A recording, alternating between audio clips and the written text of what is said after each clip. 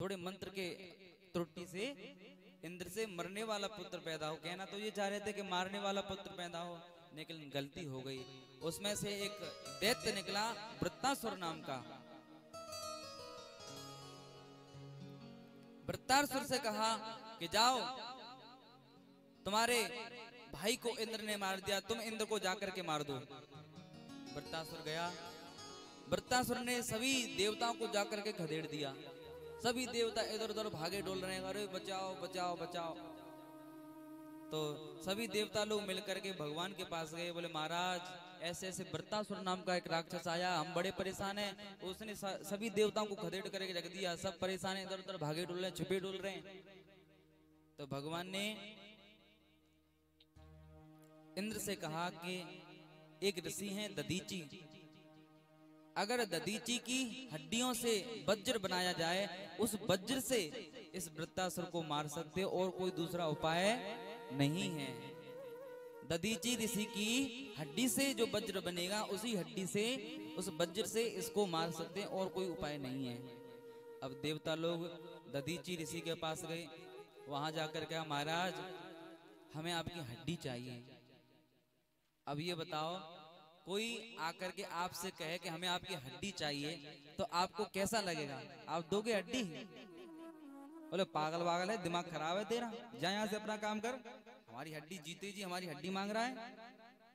लेकिन ये देवता लोग इतने स्वार्थी हैं, अपना काम बनाने के लिए ये कुछ भी कर सकते हैं। दधीची ऋषि ने कहा कि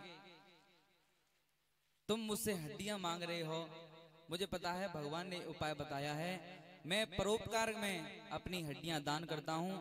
और दधीची ऋषि ने कहा कि मेरे शरीर से कुछ लगा करके खाद्य पदार्थ मुझे गाय के गौशाला में डाल दो, गाय चाट चाट करके मेरे पूरे शरीर को पूरे उसको साफ कर देंगे, जो हड्डी निकल आएंगी उस हड्डी को तुम लेकर के चले जाना। देखो पहले के कितने तपस्वी संत होते थे, कितने कैसे कैसे महात्मा होते थे। उन्होंने कहा मेरे शरीर को ले जाओ और गायों चाट चाट करके पूरी हड्डी, पूरा मांस निकल जाएगा मेरा, और उसकी हड्डी जो बची हैं उनको लेकर के चले जाना। ऐसा ही किया। दधीची ऋषि की हड्डी उससे वज्र बनाया, और वज्र लेकर के इंद्र वृत्तासुर के सामने खड़ा है। वृत्तासुर को उस वज्र में भगवान की छवि दिखाई देने लगी, भगवान का स्वरूप दिखाई देने लगा। वृत्तासुर ने भगवान से ऐसी प्रार्थना की है कि आज तक किसी देवता ने और किसी भक्त ने ऐसी प्रार्थना भगवान से नहीं की हुई। एक राक्षस ने भगवान से प्रार्थना की है। आप सभी ध्यान से सुने। 4 श्लोकों में वृत्तासुर ने भगवान की स्तुति की है। इन 4 श्लोकों में अर्थ धर्म काम मोक्ष पुरुषार्थ चतुष्ट का वर्णन किया है।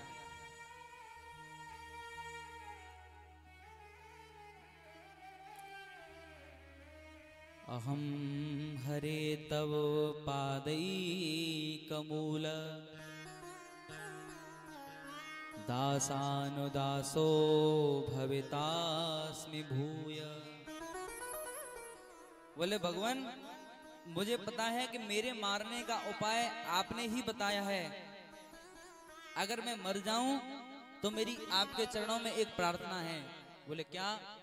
अगर मेरा दूसरा जन्म हो तो मैं दूसरे जन्म में दासानुदासो भवितास्मि भूया, आपके दासों का दास बनना चाहता हूँ, आपके भक्तों का भक्त बनना चाहता हूँ। भगवान ने कहा हमारे भक्त क्यों नहीं बन जाता? वृत्तासुर ने कहा आपका भक्त मुझे नहीं बनना, आपका कोई भरोसा नहीं है, मिलो मिलो ना मिलो। अगर मैं आपके भक्त के चरण पकड़ लूंगा तो आप भक्त के पीछे दौड़े दौड़े आओगे और मुझे आपके दर्शन हो जाएंगे। इसलिए मुझे आपका भक्त नहीं बनना, आपका दास नहीं बनना, मुझे आपके भक्तों का भक्त बनना है। और दूसरे श्लोक में क्या कहा? बोले प्रभु मुझे कुछ नहीं चाहिए, न नाक पृष्ठम न च पारमेष्ठम न सार्वभौमम न रसाधिपत्यम न योग सिद्धिर पुनर्भवम वा समंजसत्वाम विरहई आकांक्षे।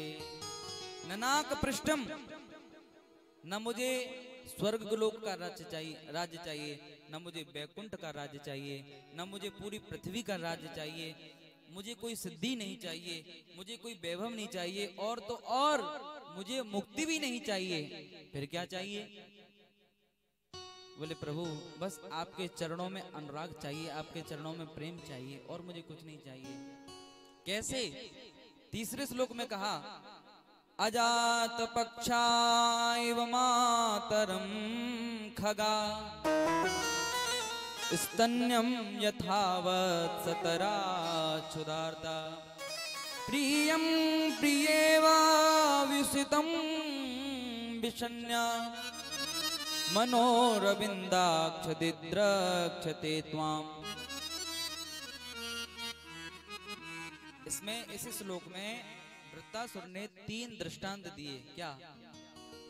अजात पक्षा एवं मातरम खगा, जैसे चिड़िया का छोटा सा बच्चा घोंसले में बैठा होता है, जब चिड़िया दाना चुगने चली जाती है तो वो बच्चा अपनी माँ का इंतजार करता है, ची ची ची ची ची ची ची ची करता रहता है और अपनी माँ का इंतजार करता है। जब तक वो उसकी माँ आ नहीं जाती तब तक वो बच्चे छटपटाते रहते हैं। जैसे वो चिड़िया का बच्चा अपनी माँ की याद में तड़पता है, छटपटाता है, हे प्रभु, हे भगवान, ऐसे ही मैं आपकी याद में छटपटाता रहूं, आपकी याद में तड़पता रहूं, और मुझे कुछ नहीं चाहिए। दूसरा दृष्टांत दिया, स्तन्यम था वत्सतरा क्षुधार्ता, जैसे गाय का बछड़ा होता है ना, तो गाय का बछड़ा अपने खूंटे से बंधा होता है और गाय बाहर चरने के लिए चली जाती है खेत में। जब उस बच्चे को भूख लगती है तो चारों तरफ चक्कर काटता है बछड़ा, कभी इधर कभी इधर, कभी आप लोग तो सानी वानी देते हो, उसका दूध वूध निकालते हो, तो आपको पता होगा कि जब बछड़े को भूख लगती है तो ऐसा लगता है जैसे खूंटे को तोड़ ही देगा, इतनी जोर से छटपटाता है। हालांकि जो उसकी तड़प है वो स्वार्थ की है, उसको भूख लगी है इसलिए वो तड़प रहा है, लेकिन उस समय की जो उसकी तड़प है वो अपनी माँ के लिए, और जैसे ही उसकी माँ दिखाई देती है तो कितना खुश हो जाता है, कितना उसकी खुशी का कोई ठिकाना नहीं रहता, अरे मेरी माँ आ गई, मेरी माँ आ गई। ऐसे ही प्रभु मैं आपकी याद में तड़पता रहूं, इधर से उधर, इधर से उधर, जैसे बछड़ा अपनी माँ की याद में तड़पता है।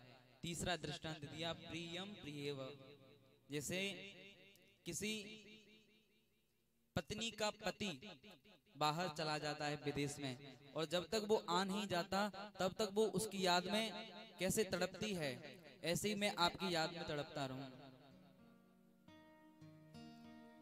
एक नया नया किसी का विवाह हुआ और जो पत्नी थी वो थोड़ी पढ़ी लिखी नहीं थी, अनपढ़ थी। पति ने कहा कि मैं 10 दिनों के लिए बाहर जा रहा हूं तो मैं 10 दिन बाद आ जाऊंगा। अब पत्नी ने कहा कि 10 दिन कितने होते मैं तो जानती नहीं हूँ। तो उसने कहा कि चल ऐसा करते हैं, उस पति ने 10 लकीरें दीवार पर खींच दी, 10 लकीर दीवार पर खींच दी और कहा कि तू रोज सुबह सुबह उठ करके इनमें से एक लकीर मिटा लेना, और नजदीक जैसे जैसी आती जाएंगी समझ जाना कि अब मैं आने वाला हूँ, अब मैं आने वाला हूँ। अब वो रोज यही करती, सुबह सुबह उठ करके दीवार पर एक लकीर को मिटा देती, और जैसे जैसे लकीर कम होती जाती वैसे वैसे उसकी खुशी का ठिकाना नहीं रहता। बस अब 5 रह गई हैं, बस अब 3 रह गई हैं, बस अब 2 रह गई हैं, और जब 1 रह जाती तब तो वो सोचती बस अब आने वाले, बस अब आने वाले, और 1 भी जब पूरी हो जाती और जब पति जब उसका आ जाता तो कितना उसको प्रसन्नता होती, कितनी कितनी उसको खुशी होती है। हे प्रभु, हे भगवान, ऐसे ही मैं आपकी याद में तड़पता रहूं, आपका मैं इंतजार करता रहूं। चौथे श्लोक में वृत्तासुर ने कहा, ममोत्तम श्लोक जनेषु सख्यम संसार चक्रे भ्रमत स्वकर्म भी त्वन्माययात्मात्मजदारगे स्वासक्त चित्तस्य ननात भूया। हे परमात्मा, मेरा दूसरा जन्म हो और मैं जब भी इस संसार में आऊं तो मुझे आप अपने भक्तों से ही मिलाना, मेरे आपके भक्तों से ही मेरी मित्रता करवाना, जो आपको जानते नहीं है, जो आपको पूजते नहीं है, जो आपको मानते नहीं है, ऐसे लोगों से मेरी मित्रता मत करवाना। जो आपके भक्त हैं अच्छे लोगों से ही मेरी मित्रता करवाना। क्योंकि प्रभु मुझे इस संसार से क्या करना, मुझे तो आपका दीदार चाहिए। वृत्तासुर का ये भाव, हमारा भी ये भाव होना चाहिए वृत्तासुर की तरह। जगत के रंग क्या देखूं, जगत के रंग क्या देखूं, तेरा दीदार काफी है। जगत के रंग क्या देखूं, तेरा दीदार काफी है। करूं मैं प्यार किस किस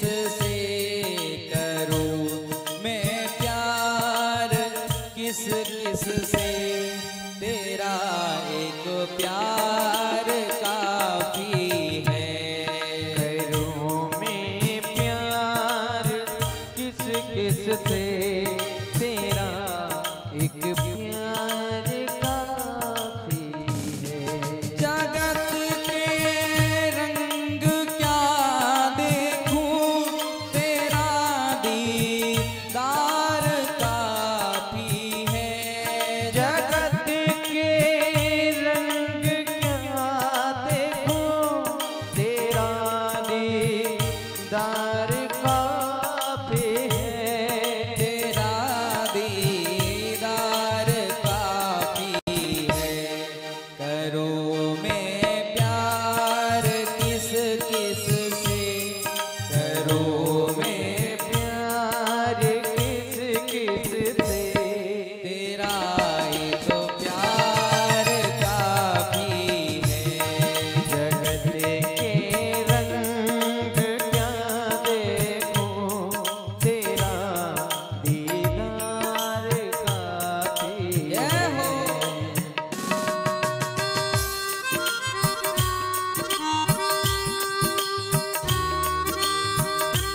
श्री राधे।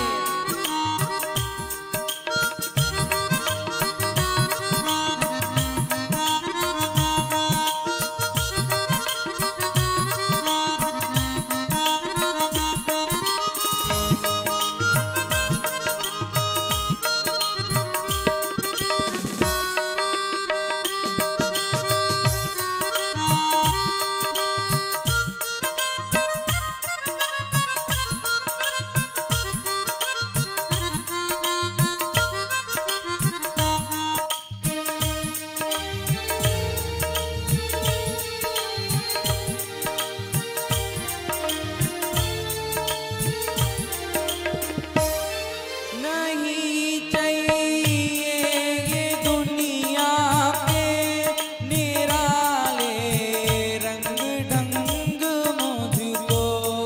नहीं चाहिए ये दुनिया के निराले रंग ढंग मुझको। नहीं चाहिए ये दुनिया के निराले रंग ढंग मुझको। नहीं चाहिए ये दुनिया के निराले रंग ढंग मुझको। निराले रंग ढंग मुझको।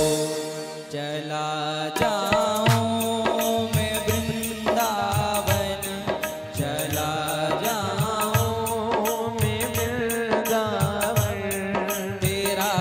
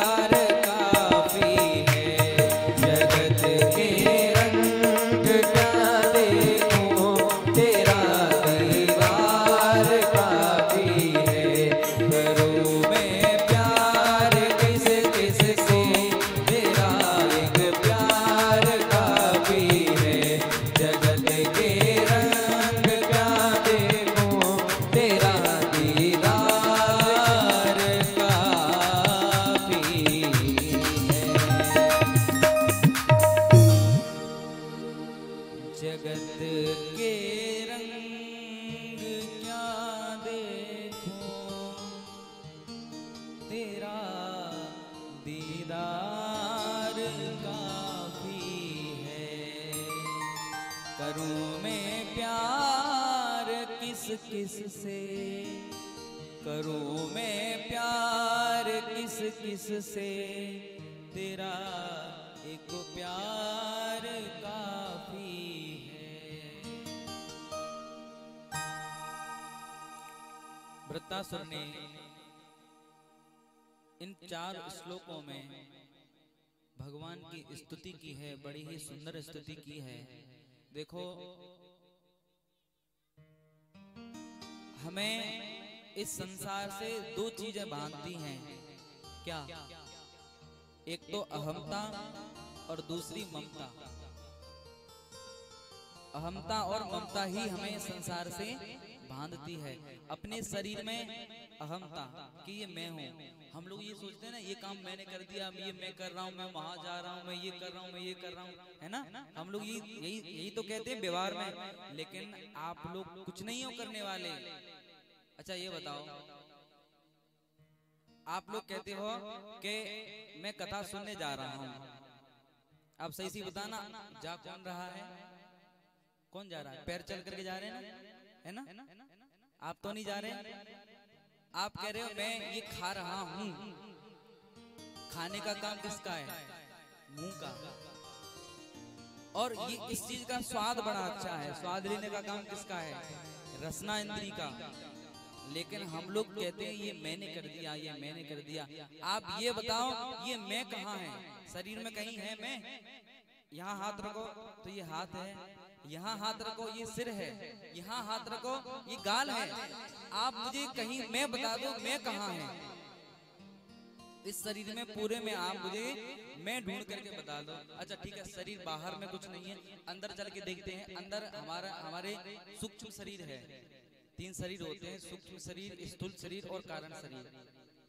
अंदर सूक्ष्म शरीर है। सूक्ष्म शरीर भी 17 तत्वों का बना हुआ है।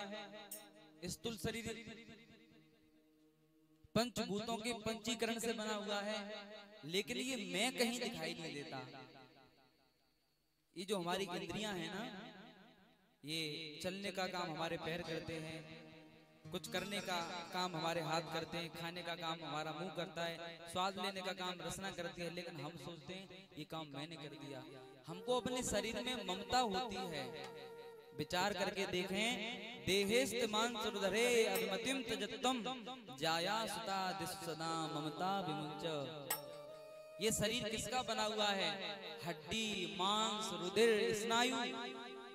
इसके अंदर अगर हम झांक करके देखें अपने शरीर के अंदर, तो कितनी गंदगी पड़ी हुई है। हम इस शरीर से ममता करते हैं। देखो जैसे आप लोग मकान बनाते हो ना, ए मैया इधर देखो, यहाँ आकर के अपनी कथा चालू कर देती है। आप लोग मकान बनाते हो तो मकान बनाने में सीमेंट की जरूरत पड़ती है, और बालू की जरूरत पड़ती है, गिट्टी की जरूरत पड़ती है, पानी की जरूरत पड़ती है, सरिया की जरूरत पड़ती है। क्यों? सरिया क्यों लगाते हैं? मजबूत करने के लिए लगाते हैं। अच्छा, आप मकान बनाते हो, इन सबको मिला करके आपने सरिया लगा दी और उस पर पलस्तर कर दिया, ऊपर से पेंटिंग कर देते हैं, लो भैया मकान बन गया। ऐसे ही हमारे शरीर का सिस्टम है। हमारा शरीर मांस से, रक्त से, रक्त क्या है? पानी क्या है इसमें? खून, रक्त। और सरिया क्या है? सरिया है हड्डी। इसको मजबूत करने के लिए भगवान ने हड्डी लगा दी है इसमें, कि शरीर तुम्हारा मजबूत रहे। और बाहर से पेंटिंग कर दी भगवान ने, कोई काला बना दिया, कोई गोरा बना दिया, कोई कैसा बना दिया, कोई कैसा बना दिया, पेंटिंग कर दी भगवान ने। कोई गोरा है, कोई काला है। ये भी मकान है। ये हमारा जो शरीर है ये भी मकान है। ये काया कुटिया निराली जमाने भर से, 10 दरवाजों वाली जमाने भर से, सुनते श्रवण नासिका सूंघे, सुनते श्रवण, कान कान सुनते हैं, नासिका सूंगे, बाणी करे बोला चाली, जमाने भर से काया कुटिया निराली, जमाने भर से। देखो आप लोग कभी एसी ट्रेन में कभी बैठे हो, एसी डिब्बे में हम बैठे हैं, तो एसी डिब्बे में क्या होता है कि जो बाहर वाला है वो अंदर वाले को नहीं देख सकता, अंदर वाला बाहर वाले को देख सकता है। ऐसे ही हमारे इस मकान में, हमारे इस शरीर रूपी मकान में हमारी जो आंखें हैं, जो आंख में आंख के अंदर जो पुतली है ना, ये तो बाहर की दिखाई देती है आपको, लेकिन देखने की शक्ति तो चक्षु इंद्री में अलग है, छोटी सी होती है चक्षु इंद्री। ये जो बाहर आपको आंख दिखाई दे रही है ये तो इसका ढक्कन है, लेकिन देखने का काम तो चक्षु इंद्री करती है, इसके अंदर है। अंदर वाली तो बाहर वाले को देख सकती है, लेकिन बाहर वाली अंदर वाले को नहीं देख सकती। हम लोग उस चक्षु इंद्री को नहीं देख पाते, वो बहुत बारीक होती है, बहुत छोटी होती है। और सुनने का काम कौन करता है? कान। हम लोग कहते हैं हम सुन रहे हैं, ये मैंने सुन लिया, तूने मुझे गाली कैसे दी। हम कहते हैं ना, तूने मुझे गाली कैसे दी, मुझे मुझे मुझे गाली कैसे दी तूने मुझे। अरे भैया तुम कौन हो? अच्छा ये बताओ, कोई व्यक्ति आपको गाली देता है तो आपको कितना क्रोध आता है? क्रोध आता है कि नहीं आता है? ऐसा लगता है इसको अभी इसकी गला मरोड़ के, कितनी गुस्सा आती है ना। आप ये बताओ, गाली किसको पड़ रही है? शरीर को पड़ रही है। एक बार गौतम बुद्ध भगवान रास्ते से निकल रहे थे और एक व्यक्ति ने उनको बहुत सारी गालियां दी, बहुत गाली दी, उसने बहुत गाली दी, लेकिन वो तो बुद्ध भगवान तो खुश हो रहे थे, वाह वाह क्या बात। गाली, वो गाली दे रहा था और वो कुछ कह ही नहीं रहे, अपनी मस्ती में आराम से चल रहे थे, अपनी मस्ती में कुछ कहा नहीं। उसके बाद में उसने थूकना चालू कर दिया उनके ऊपर, थूकने लगा, लेकिन फिर भी उन्होंने कुछ नहीं कहा। इतना वो व्यक्ति परेशान हो गया, गाली दे करके, थूक करके, उन्होंने कुछ नहीं कहा लौट करके। परिणाम ये हुआ कि वो उस व्यक्ति ने हार मान ली और हार मानकर उनके चरणों में गिर गया और चरणों में गिर करके कहा, महाराज मैं आपको इतनी गाली देता रहा, इतनी गाली देता रहा, लेकिन आपने मुझे कुछ नहीं कहा, आपने एक शब्द नहीं कहा। गौतम बुद्ध भगवान ने कहा, भैया तू मुझे गाली दे रहा था, लेकिन मैं तेरी गाली नहीं ले रहा था। तू मुझे गाली दे रहा था, मैं तेरी गाली नहीं ले रहा था। देखो लेने की बात होती है, कोई व्यक्ति आपको गाली दे रहा है तो आप ले रहे क्यों हैं उसे? ले क्यों रहे हैं उसको वापस दे दो, भाई तेरी गाली हमें स्वीकार नहीं है, तेरे अपशब्द हमें स्वीकार नहीं है, तेरे तू अपने पास रख। लेकिन हमको बड़ा क्रोध आता है।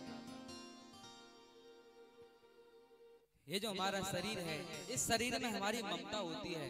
जब शरीर ही हमारा नहीं है, शरीर पंचभूतों से बना हुआ है, पंचभूतों के पंचीकरण से, पंच तत्वों से ये हमारा शरीर बना हुआ है। जब हमारा शरीर ही नहीं है तो शरीर के नाते हमारे कैसे हो सकते हैं? शरीर के रिश्ते हमारे कैसे हो सकते हैं? आप लोग कभी ट्रेन में सफर करते हो तो ट्रेन में सफर करते करते आपको बहुत सारे यात्री ऐसे मिल जाते हैं जिनसे थोड़ा प्रेम हो जाता है, थोड़ी बातें होने लग जाती हैं, इधर उधर की बातें होती हैं, कोई कैसी बात करता है, कोई कैसी बात करता है, थोड़ा ज्यादा प्रेम हो जाता है। तो जैसे उस व्यक्ति का स्टेशन आता है वो उतर जाता है। आपको दुख होता है? बताइए, आपको दुख होता है? नहीं होता। क्यों? उसका स्टेशन आ गया, वो उतर गया। ऐसे ही हमारा ये जीवन है, ये ट्रेन की तरह है। इस जीवन रूपी गाड़ी में, जीवन रूपी ट्रेन में हमें बहुत सारे यात्री मिलते हैं। माँ बाप मिल गए, एक स्टेशन पर माँ बाप मिल गए और अगला स्टेशन आया दादाजी का, दादाजी उतर गए। यानी स्टेशन कौन सा? शमशान घाट। शमशान घाट स्टेशन आ गया, दादाजी का स्टेशन आ गया, दादाजी उतर गए, लुढ़क गए, सरक गए। उसके बाद में फिर और किसी का नंबर आ जाता है, उसका स्टेशन आ गया, वो उतर गया। ऐसे ट्रेन चलती रहती है। एक यात्री चढ़ता है, कौन? हमारा विवाह हो जाता है तो पत्नी चढ़ जाती है, पत्नी आ जाती है हमारे जीवन में, तो एक यात्री वो भी चढ़ गया। उसके बाद में ट्रेन और आगे चली दूसरा स्टेशन आया, तब तक एक बच्चा हो गया, एक यात्री और बढ़ गया। आपकी ट्रेन में एक यात्री और बढ़ गया। यात्री उतरते जाते हैं और चढ़ते जाते हैं, उतरते जाते हैं और चढ़ते जाते हैं। दादाजी का नंबर आया, दादाजी चले गए। दादी जी का नंबर आया, दादी जी चली गई। ऐसे ही सबका नंबर आता है भैया। अगर कोई व्यक्ति उन यात्रियों से चुपक करके रहता है, जैसे आप यात्रियों से थोड़ी वार्तालाप कर ले तो थोड़ा प्रेम हो जाता है, और उसका स्टेशन आ गया, आप उसको उतरने ही मन दो, अरे भैया तुम तो बहुत अच्छे हो, हमारा मन ही नहीं लगेगा तुम्हारे में, तुम यहीं बैठे रहो। आपको या तो राजी से उतार दो, लेकिन अगर राजी से नहीं उतारोगे, वो तो काले कोट वाला कौन आता है, टीटी। राजी से नहीं उतारोगे तो काले कोट वाला आ जाता है, फिर वो धक्का मार करके उतारता है। काले कोट वाला कौन है, यमराज। कौन है, यमराज। तो यमराज आपको धक्का मार करके इस संसार रूपी ट्रेन से उतार देगा, निकाल देगा। इससे अच्छा है कि आप पहले ही उतर जाओ, पहले ही समझ जाओ। तो ये जीवन रूपी हमारी जो गाड़ी है, ट्रेन है, ये चलती जा रही है। इसमें नए नए यात्री चढ़ते हैं, पुराने उतरते जाते हैं। इसलिए किसी से मोह नहीं करना चाहिए, किसी से ममता नहीं करनी चाहिए।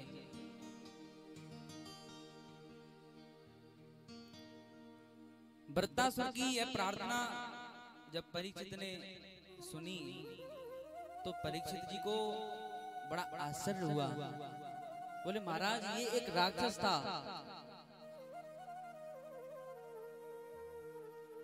राक्षस होकर के इसने अच्छी इतनी बढ़िया प्रार्थना की, तो ये कैसे की? सुखदेव जी महाराज ने उसका पूर्व जन्म सुनाया। ये पूर्व जन्म में एक चित्रकेतु नाम का राजा था, इसकी 1 करोड़ रानियां थी। कितनी? 1 करोड़। और 1 करोड़ रानियों में से एक की भी कोई संतान नहीं थी।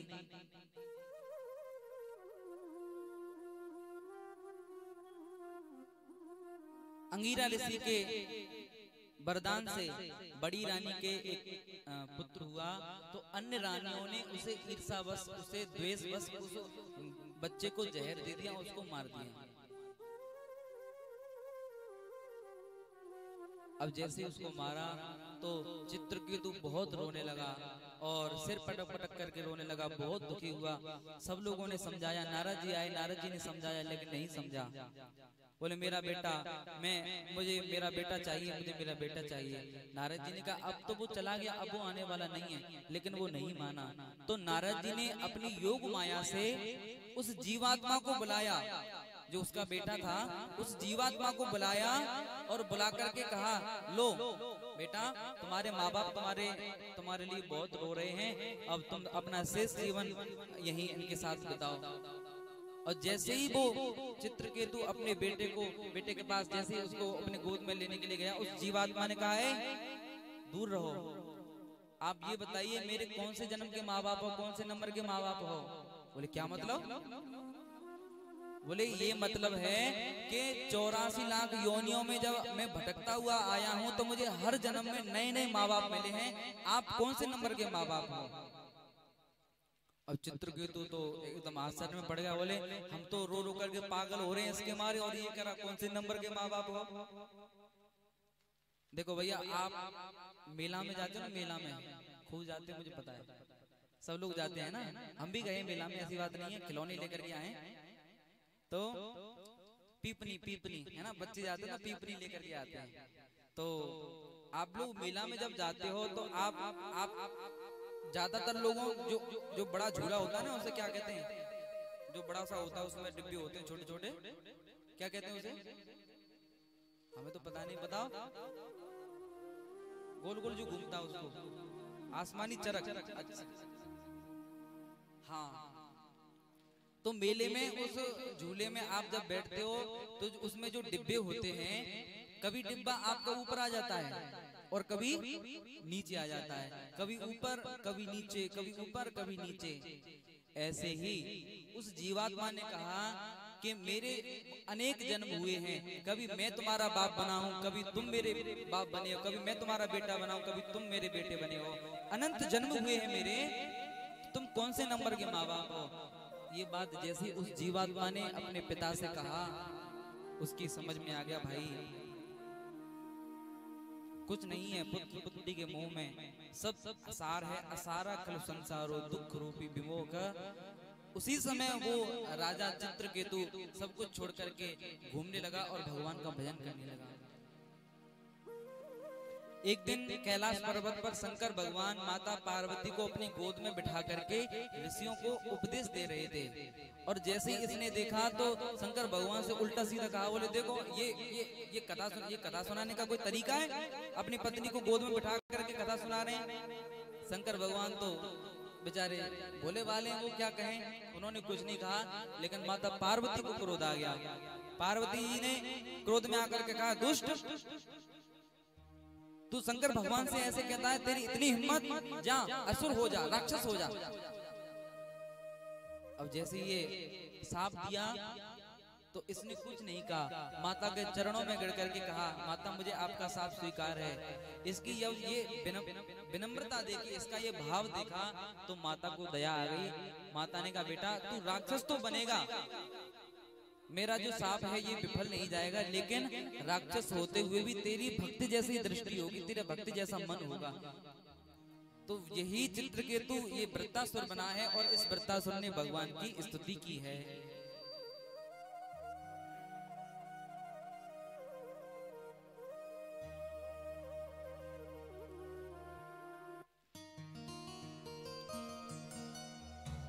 अब परीक्षित जी ने सुखदेव जी से पूछा,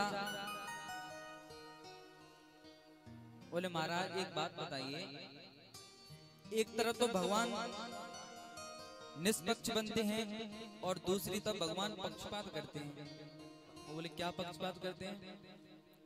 समः प्रिय सुहृद ब्रह्मन् भूतानां भगवान स्वयं इंद्रस्यार्ते कथम दैत्या नवधी द्विसमो यथा। बोले भगवान तो पक्षपाती हैं। कैसे?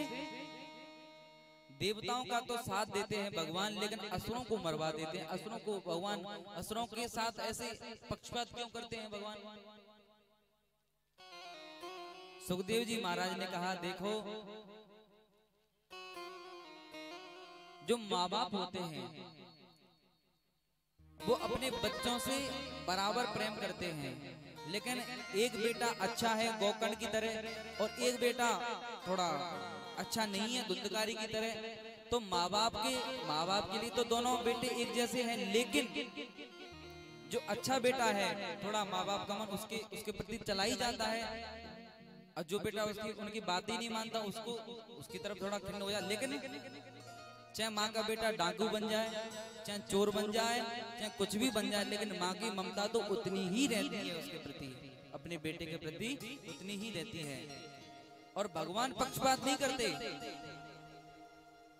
ये तो अपना अपना स्वभाव है। देखो आते जाओ और आराम से बैठते जाओ, शोर मत मचाओ, हल्ला मत मचाओ, आप अपनी जगह पर बैठते जाओ, आराम से एक एक करके आते जाओं और बैठते जाओ अपनी अपनी जगह पर। और जो कथा सुनने वो कथा सुनते हैं, वो इधर उधर ध्यान ना दें, अपना जो हो रहा है वो होने दें, क्योंकि कथा का एक एक शब्द बहुत कीमती होता है। एक भी शब्द अगर आप चूक जाते हो तो एक शब्द से ही पूरा जीवन बदल जाता है, अगर एक शब्द हमारे दिमाग में बैठ जाए सही तरह से।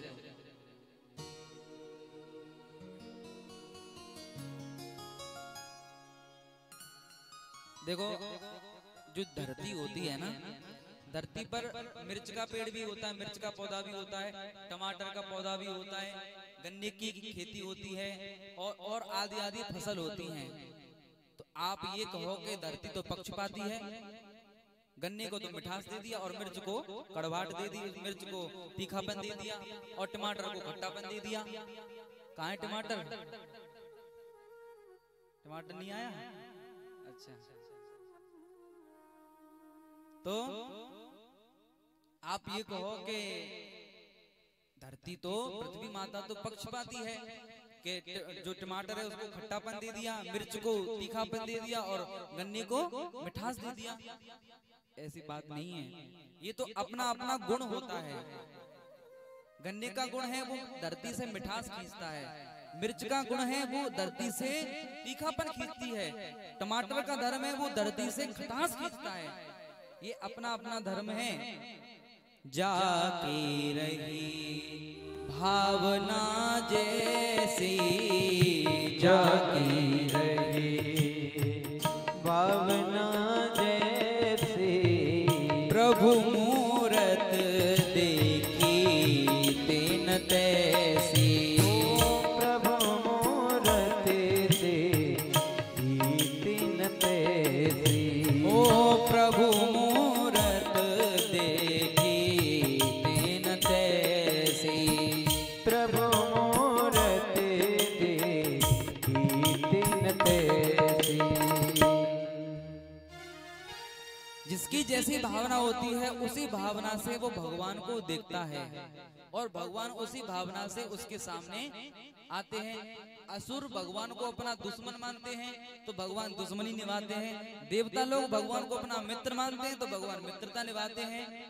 विद्वेषु दैत्य पुत्रे कतमासीर महात्मनि, यथा वैरान वंदेन मर्त्यस्तम्य त्याम्यात्।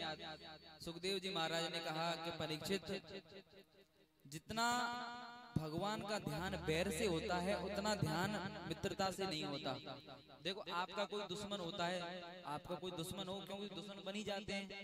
आपका कोई दुश्मन है और आपकी बहुत मतलब लड़ाई है, एक दूसरे से बहुत आपकी लड़ाई चल रही है, तो आपको हमेशा यही बात की टेंशन रहती होगी कहीं से इधर से हमला नहीं कर दे, कहीं इधर से हमला नहीं कर दे, कहीं इधर से हमला नहीं कर दे, तो आपको हमेशा अपने दुश्मन का ही चिंतन रहता है। ऐसे ही जो राक्षस हैं वह भगवान का चिंतन करते रहते हैं। आपने शायद आपके घरों में एक जो कीड़ा होता है जो मिट्टी जैसे वो बना लेता है ना गोल गोल, आपके घरों में दीवारों पर वो एक कीड़ा होता है, वो मिट्टी जैसे वो बना लेते हैं, उसे कहते हैं भृंगी कीट। वो कीड़ा ऐसा होता है कि अन्य कीड़ाओं को, जो अन्य कीड़े होते हैं उनको पकड़ पकड़ करके वो उस घर में बंद कर देता है। अब वो कीड़े उसका इतना ध्यान करते, इतना डरते हैं उससे, इतना डरते हैं कि डर के मारे वो कुछ दिनों बाद उसी जैसे हो जाते हैं चिंतन करते करते। जो कीड़ा होता है ना, आपने देखा होगा, तो वो अन्य जीव जंतुओं को, अन्य कीड़ों को पकड़ करके उसमें बंद कर देता है और वो कीड़े इतना डरते हैं कि उसका चिंतन करते करते उन्हीं के बारे में सोचते सोचते उनका शरीर भी उसी जैसा हो जाता है। ऐसे ही हम भगवान से अगर द्वेष करते हैं, ये जो राक्षस हैं भगवान से द्वेष करते हैं, तो भगवान का चिंतन करते हैं, चिंतन करते रहते हैं, चिंतन करते रहते हैं, एक ना एक दिन भगवान जैसे वो हो जाते हैं। और सुखदेव जी ने कहा ऐसी बात नहीं है, भगवान असुरों से भी प्रेम करते हैं। भगवान प्रहलाद से कितना प्रेम करते थे। सुखदेव परीक्षित जी ने कहा, महाराज विद्वेषो दैते पुत्रे कथमासीत् महात्मनि, ब्रूहि मे भगवन्नेन प्रहलादस्याच्युतात्मता। बोले हमने सुना है कि प्रहलाद जी तो बहुत बड़े भक्त थे, तो हिरण्यकश्यपु प्रहलाद से द्वेष क्यों करता था? पूरी कहानी सुनाइए।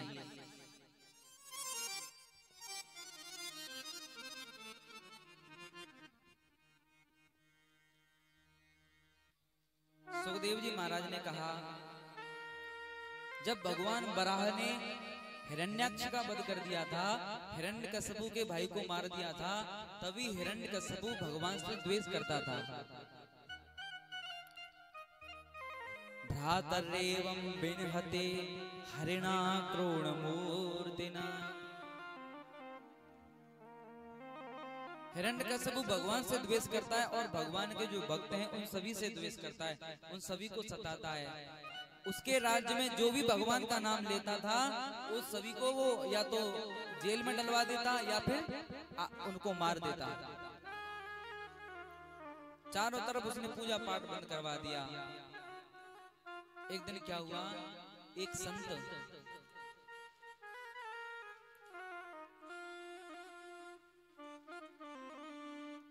संत अपने आश्रम में सालग्राम भगवान की पूजा कर रहे थे और उसी समय हिरण्यकश्यपु आया।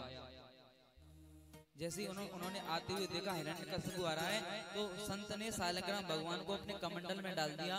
कमंडल में डाल करके भगवान से प्रार्थना करने लगे, हे प्रभु आप इसमें घुल जाना, नहीं तो इस दुष्ट को पता चल गया तो ये आपको भी ले जाएगा और मुझे भी मारेगा। तो भक्त की प्रार्थना पर भगवान उसी कमंडल में घुल गए। अब हिरण्यकशिपु आया, हिरण्यकशिपु ने आकर के महात्मा से कहा, महात्मा क्या कर रहे हो? बोले कुछ नहीं भैया, बस ऐसे बैठे हैं। अच्छा मुझे प्यास लगी है, पानी चाहिए, मुझे पानी पीने के लिए दो। तो एकदम वो घबरा गई। हिरण्यकशिपु को जो कमंडल रखा हुआ था उसमें पानी था, वो दिख गया और भगवान तो उसमें घुल गए। भगवान घुल गए और उसी पानी को हिरण्यकशिपु पी गया। भगवान हिरण्यकशिपु के पेट में उन्हीं दिनों माता कयादु के गर्भ में प्रहलाद जी आए थे और उन्हीं दिनों हिरण्यकशिपु तपस्या करने के लिए गया था। बड़ी कठोर तपस्या की हिरण्यकशिपु ने। इधर जब इंद्र को पता चला तो हिरण्यकशिपु के 4 पुत्र थे, अरेलाद, अहनलाद और बहुत आदि आदि नाम थे उनके। तो 4 पुत्र थे, 3 को तो इंद्र ने मार दिया था। इसलिए मार दिया था कि हिरण्यकशिपु इतना परेशान करता है, जब ये बड़े बड़े हो जाएंगे पर ये परेशान करेंगे। तो 3 पुत्रों को मार दिया था। एक पुत्र माता कयादु के गर्भ में पल रहा था, तो कयादु को वो इंद्र अपने साथ ले जाने लगा कि इसको मैं मार दूंगा। रास्ते में नारद जी आए। नारद जी ने कहा, इंद्र कहाँ जा रहे हो? बोले महाराज इसके गर्भ में जो राक्षस पल रहा है उसको मारूंगा, क्योंकि अगर ये बड़ा हो गया तो ये भी हमें परेशान करेगा। नारद जी ने कहा, अरे इंद्र इसके अंदर तो बहुत भक्त पल रहा है, कोई राक्षस नहीं है, ये तो तुम्हारा कल्याण करवाएगा। अच्छा, तो नारद जी ने कयादु को अपने आश्रम में रखा। आश्रम में रख करके बहुत ही कठोर ब्रह्मा जी ने आकर के दर्शन दिए और कहा, परम ब्रूयात, अरे तात मैं तुम्हारी तपस्या से प्रसन्न हूँ, वरदान मांगो। पहले तो उसने कहा, महाराज हमें अमर कर दो। ब्रह्मा जी ने कहा, दिमाग खराब है, अमर तो हम खुद नहीं है, तुझे कहां से अमर कर दें? हमारी भी आयु है, हम खुद अमर नहीं है, तुझे कहां से अमर कर दें? बोले तो महाराज फिर तो और कुछ वरदान मांग। जैसी और वरदान मांगने को कहा तो हिरण्यकशिपु ने इतने वरदान मांगे, वरदानों की जड़ी लगा दी। बोले महाराज वरदान देना चाहते हो तो वरदान दो, ना रात में मरू। देखो एक मैं बोलूंगा, एक दूसरा आप बोलना, ठीक है? ना रात में मरू और ना बोलो, ना ऊपर मरू और ना बाहर मरू और ना इंसान से मरू और ना बोलो बोलो जानवर से। और महाराज आपके बनाए हुए 12 महीने में नहीं मरूं, आपके बनाए हुए 12 महीने में नहीं मरूं। ऊपर नीचे बाहर सब बहुत सारे वरदान मांग लिए उसने। अब ब्रह्मा जी सोच रहे भाई अब बस रुक जा। ब्रह्मा जी ने सोचा कि ऐसा हमें पहली बार मिला है वरदान मांगने वाला, जो रुक ही नहीं रहा, वरदान मांगते जा रहा है। और ब्रह्मा जी तथास्तु कहा। अब हिरण्यकशिपु ने सोचा अब तो हम अमर हो ही गए, अब तो कोई मार ही नहीं सकता, अब तो जो मन में आवे सो करें। सबसे पहले जब हिरण्यकशिपु को पता चला कि इंद्र ने 3 पुत्रों को मार दिया, तो सबसे पहले इंद्र को ही जाकर के खदेड़ दिया। इंद्र को अपने यहाँ झाड़ू लगवा रहा था और जो वरुण देवता थे उन पर पानी भरवा रहा है। ये जो असुर लोग थे, राक्षस लोग थे, ये बहुत बलवान होते थे।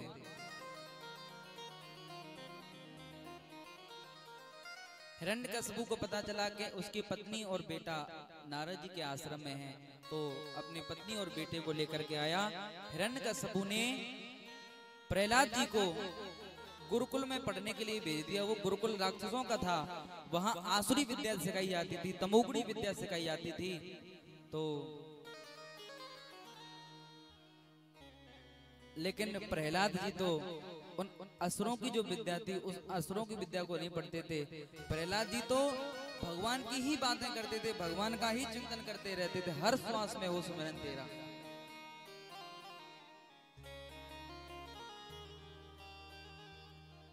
हर श्वास में हो सुमिरन तेरा, यूं बीत जाए जीवन मेरा। आप सभी लोग मेरे साथ प्रेम से ताली बजाते हुए प्रहलाद के ही भाव में सभी लोग गाएंगे। श्वास श्वास पर कृष्ण भज, वृथा श्वास मत खोए, ना जाने जा श्वास को आवन होए न हो। हर श्वास में हो सुमिरन तेरा, यूं बीत जाए जीवन मेरा। हर श्वास में हो सुमिरन तेरा, यूं बीत जाए जीवन मेरा। हर श्वास में हो सुमिरन तेरा, यूं बीत जाए जीवन मेरा। हर श्वास में हो सुमिरन तेरा, यूं बीत जाए जीवन मेरा। तेरी पूजा करते बीते साँझ सवेरा, तेरी पूजा करके बीते साँझ सवेरा, यूं बीत जाए जीवन मेरा। हर श्वास में हो सुमिरन तेरा, यूं बीत जाए जीवन मेरा। एक बार सभी लोग ऊपर हाथ करके ताली बजाएंगे मेरे साथ। जय हो। और ऊपर करो। श्री राधे।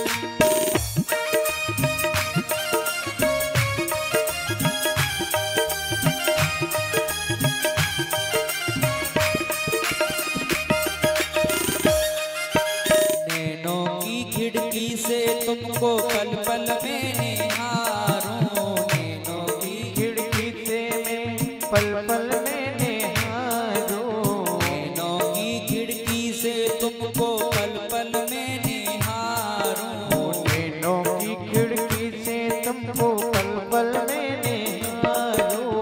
मन में बैठा लूं तेरी आरती उतारूं, मन में बैठा लो तेरी आरती उतारूं।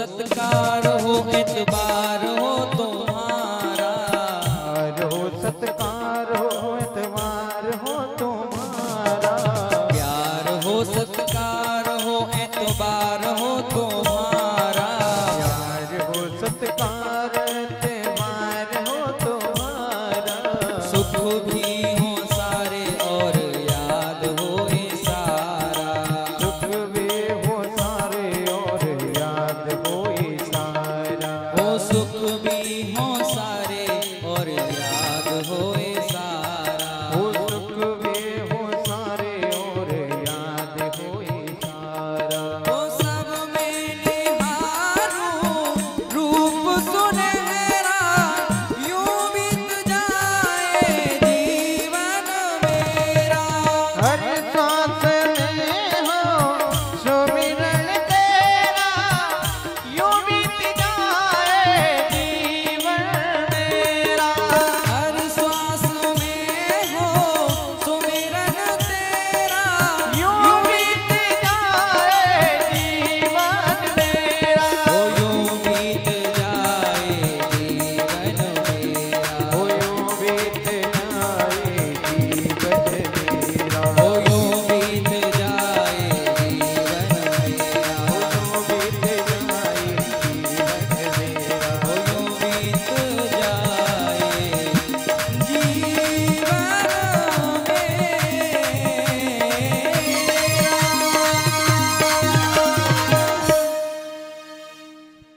हर श्वास में हो सुमिरन तेरा, यूं बीत जाए जीवन मेरा।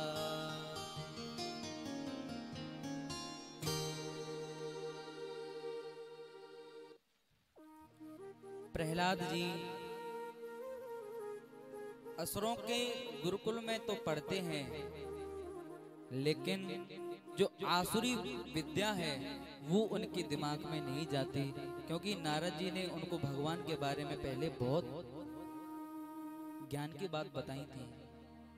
इसलिए वो भगवान का ही भजन करते थे, भगवान को ही याद करते थे। आसुरी जो विद्या थी उनको ग्रहण नहीं करते थे।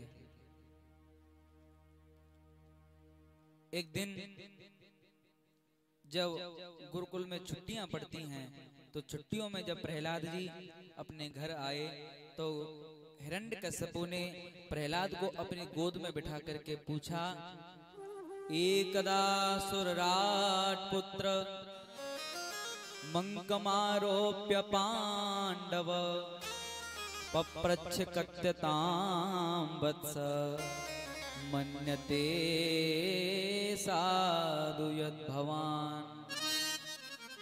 बोले बेटा तुम गुरुकुल से आए हो, ये बताओ तुमने सबसे अच्छी क्या विद्या पढ़ी, सबसे अच्छी बात क्या तुम्हें लगी? तो प्रहलाद ने कहा, तत्साधु मन्ये असुरवर्य देहिना सदा समोभिघ्न दिहामसद्गृहा हित्वात्मपातं गृहमन्दकूपं वनं गतो यत् धर्माश्रयेत। बोले पिताजी मैंने सबसे अच्छी बात ये सीखी, यह जो संसार है ना, ये संसार एक अंधी कुआं की तरह है, गहरे कुआं की तरह है। इस संसार कूप से निकल जाओ वरना बहुत पछताओगे। इस संसार कुएं से निकल करके भगवान का भजन करो, वन में जाकर के भगवान का भजन करो। ये जो संसार है ये अंधा कुआं है, इसमें गिरते जाओगे बहुत गहरा है। जितने गहरे जाओगे उतना ही नुकसान है आपका। पिताजी इसलिए इस संसार को छोड़ करके मैं तो सबसे अच्छा उसी को मानता हूँ जो भगवान का भजन करता है वन में जाकर के। अब जैसे यह बात प्रहलाद ने कही, हिरण्यकश्यपु को बड़ा क्रोध आया। अरे ये बात तुझे किसने सिखाई? मेरे शत्रु का नाम ले रहा मेरे सामने। यह बात जैसे ही प्रहलाद ने कही तो प्रहलाद से तो कुछ कहा नहीं ज्यादा, जो प्रहलाद के गुरु थे संडा मर्क, उनको बुलाया। संडा मर्क से आकर के कहा, बोले तुम्हारा दिमाग खराब है, तुम मेरे बेटे को कैसी पढ़ाई पढ़ा रहे हो, मेरे दुश्मन का नाम बता रहे हो।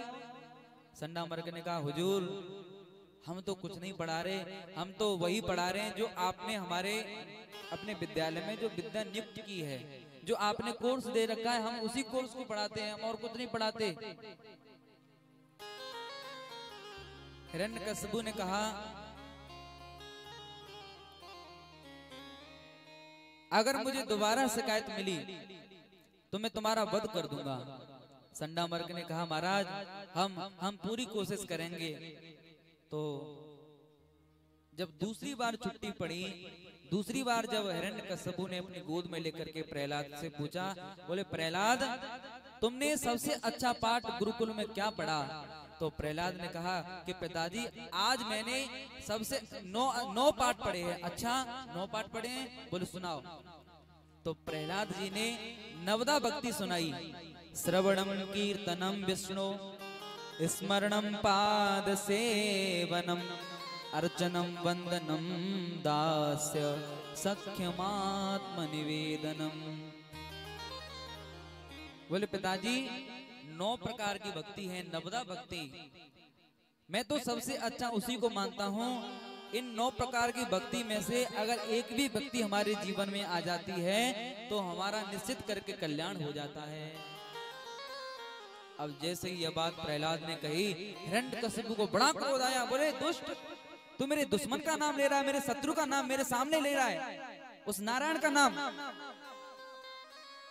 तो संडा मर्क को बुलाया। संडा मर्क से आकर के कहा, बोले दुष्ट ब्राह्मणों, मेरा बेटा अभी भी वो वैसी ही बातें कर रहा है, पहले तो एक बता रहा था, अब तो 9 बातें बता रहा है। बोले महाराज हमने तो इसे कुछ नहीं पढ़ाया, ये अपने मम्मी के पेट से पढ़ा हुआ आया है, अपनी माता के पेट से पढ़ा हुआ आया है। तो हिरण्यकशिपु ने कहा, या तो इसको समझा दो वरना इसको मार दो, ये हमारे परिवार में कलंकी है। आज तो इसको अकेले को ये रोग लगा है, न जाने ये दूसरे बच्चे को कब रोग लगा दे, कब दूसरे को भी सिखा दे ऐसी बातें करना।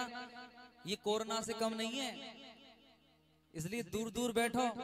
ऐसा ये जो रोग है ना भगवान की भक्ति का, ये कोरोना से कम नहीं है। जैसे कोरोना से एक दूसरे व्यक्ति संक्रमित हो जाते हैं ना, ऐसे ही जो भगवान का भक्त होता है वो यही चाहता है कि मैं भक्त हूं तो दूसरा व्यक्ति भी भक्त बन जाए। ऐसे ही जो कोरोना है, कोरोना अगर किसी व्यक्ति को आप टच कर लोगे तो उसको भी हो जाएगा। इसलिए आप थोड़ा डिस्टेंसिंग, सोशल डिस्टेंसिंग से बैठे यहाँ पे, थोड़ा दूर दूर बैठे। आप तो बिल्कुल चुप करके बैठे हो, आप तो बिल्कुल भी पालन नहीं कर रहे हो उसका, जो सरकार ने नियम बताया उसका। वैसे तो ये प्राकृतिक आपदाएं हैं, जिसके रक्षक भगवान है उसका कोई कुछ नहीं बिगाड़ सकता। जिसके रक्षक हैं श्री राम उसे कोई मार नहीं सकता, प्रभु जगन्नाथ का भक्त जगत से हार नहीं सकता। अच्छा बिना संगीत के बोलते हैं ना, इनको बंद कर देते हैं, आप ही बोलो। जिसके रक्षक हैं श्री राम उसे कोई मार नहीं सकता, प्रभु जगन्नाथ का भक्त जगत से हार नहीं सकता। बोलो, प्रभु जगन्नाथ का भक्त जगत से हार नहीं सकता। प्रभु हवा निकल गई क्या? शर्म आ रही है? अच्छा। तो हिरण्यकशिपु ने संडा मर्क से कहा, इसको, इस बालक को मार दो। तो संडा मर्क ने हिरण्यकशिपु के आदेश के अनुसार, एक राक्षसी होती है कृत्या। कृत्या एक ऐसी आसुरी विद्या है, एक आसुरी तमोगुड़ी जो विद्या है कि जिसके ऊपर आप इस कृत्या को छोड़ोगे उसको मार करके ही लौटती है। अगर उसको नहीं मार पाएगी तो जिसने छोड़ी है उसको ही आकर के मार देती है। ये ऐसी आसुरी विद्या है, तामसी विद्या है कृत्या। तो कृत्या को जैसे ही छोड़ा तो प्रहलाद जी की रक्षा तो भगवान का सुदर्शन चक्र करता था। तो कृत्या कुछ नहीं बिगाड़ पाई प्रहलाद का, उल्टा कृत्या ने उन संडा मर्क के ही गले काट दिया करके। अब सन्ना मर्ग के जैसे गले काटे तो चारों तरफ हाहाकार मच गया। बोले ये प्रहलाद चमत्कारी है, ये छोटा सा बालक चमत्कारी है, इसने अपने गुरुदेव को मार दिया। प्रहलाद ने भगवान से प्रार्थना की, बोले प्रभु मैंने तो कुछ किया भी नहीं, मुझ पे वैसे ही कलंक लग गया। अगर मेरे मन में किसी के प्रति कोई द्वेष ना हो, किसी के प्रति कोई बुराई ना हो, तो ये मेरे गुरुपुत्र दोनों जीवित हो जाएं। तुरंत गुरुपुत्र जीवित हो गए सन्ना मर्ग। और बहुत प्रयास किए मारने के, कभी पहाड़ से गिरवाया, कभी हाथी के नीचे, कभी विष दे करके, कभी जंगल में भूखा छोड़ दिया, कभी होलिका पर जला करके। जो हम लोग होली मनाते हैं ना, तो हिरण्यकशिपु की बहन है होलिका। होलिका ने कहा भैया मैं मारूंगी इसको। होलिका के पास एक ऐसी सॉल थी, उस सॉल को ओढ़ करके बैठ जाओ तो अग्नि उसको जला नहीं पाती थी। तो जैसी अग्नि पर चिता बनाई, अग्नि के चारों तरफ लकड़ियां, और उस पर होलिका बैठ गई। होलिका की गोद में प्रहलाद जी बैठे थे। भगवान की कृपा से वो सॉल प्रहलाद जी के ऊपर आ गई और होलिका जल करके भस्म हो गई और प्रहलाद जी बच गए। जाको राखे साइया मार सके ना कोई, बाल न बाको कर सके जो जग बैरी होए। जिसके भगवान रक्षक हैं उसको उसका कौन क्या बिगाड़ सकता है। प्रहलाद को पापी ने पर्वत से गिरा दिया, प्रभु तेरा ही नाम लिया, तूने आके बचा लिया। हम जब छोटे छोटे थे तो कीर्तन में जाते थे, सत्संग में जाते थे। संस्कार तो हमारे शुरू के ही हैं ऐसे छोटे छोटे। हम पढ़ाई में मन नहीं लगता था हमारा, और हमारे जहाँ जन्मभूमि है हमारी, तो वहाँ कीर्तन होता था मंदिर में। तो हमारे जो पिताजी थे वो जाने नहीं देते थे, वो कहते थे पढ़ो पढ़ाई करो, लेकिन हमारा मन कीर्तन में छुप छुप करके चले जाते थे। फिर भी तो वहाँ कीर्तनों में हम सुनते थे, प्रहलाद को पापी ने पर्वत से गिरा दिया, प्रभु तेरा ही नाम लिया, गोदी में उठा लिया, ओ प्रभु तेरा ही नाम लिया, गोदी में उठा लिया। हरे राम राम राम हरे हरे, हरे कृष्ण कृष्ण कृष्ण कृष्ण हरे हरे, हरे राम राम राम हरे हरे, हरे कृष्ण कृष्ण कृष्ण हरे हरे। ओ हरे राम राम राम हरे